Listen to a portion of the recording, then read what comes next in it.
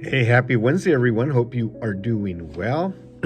It's the middle of the week of Holy Week. Beautiful day today. I hope everybody is enjoying their week, enjoying their day.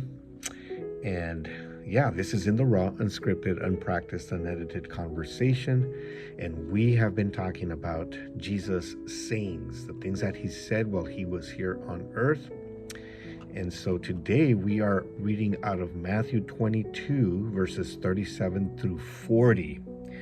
And I will read them. It says, Jesus replied, "Love the Lord your God with all your heart, and with all your soul, and with all your mind.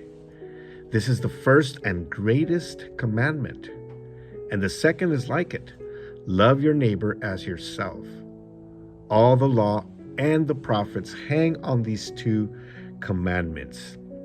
So Jesus was asked by the religious, what is the greatest commandment? Because, when we think of the commandments, we think of the 12 commandments, right? That God gave to Moses. But the reality is that when God was speaking to Moses, and he was really speaking to the people of Israel on behalf of Moses, he gave over 600 laws, 600 commandments. And so, the people of Israel had been in slavery for over 400 years. And so God had to teach them, tell them, this is how you do life. This is how human relations, down to personal hygiene. I mean, he gave them laws about every single thing that you can think of that will conduct your life. And so, there were so many of them. And so they said, I wonder what he's going to say. What is the greatest commandment? What is the greatest command that God gave? And Jesus really quickly just said, the biggest one of all, the biggest and the greatest one of all is love the Lord your God with all your heart, with all your soul, with all your mind. In other words, love God with everything you've got.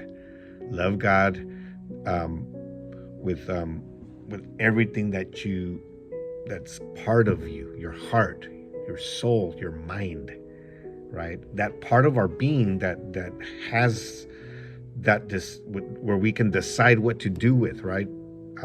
That part of our being that is so crucial.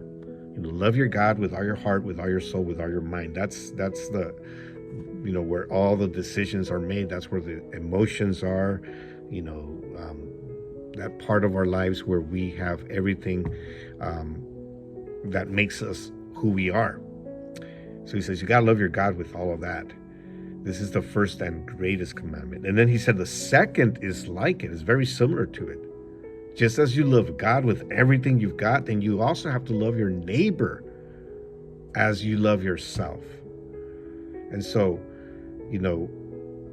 he said, it's not only about loving God, it's about loving your neighbor as well.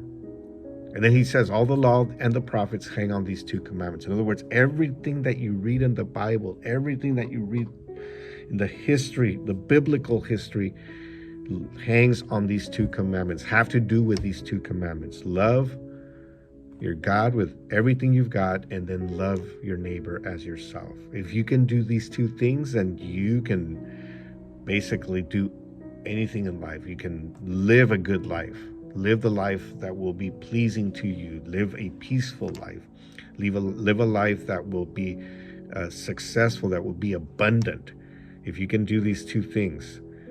And so the question is, are we able to do these two things? It's not easy to love. I mean, it's probably easier to love God, right? But is it really easy with everything you've got? Is everything you do, everything that you are, everything about you, is it pointing towards a love for God? Are your decisions, everything that you, your daily life, think about that. And then, is it easy to love your neighbor? Well, if your neighbor treats you well, it's easy. If your neighbor, the people around you, if they are good to you, it's easy to love them. But is it easy to love them when they are not doing what pleases you? And that is the question. That it's not easy to love somebody when they are not good to you, when they're not treating you well. But those are the two greatest commandments.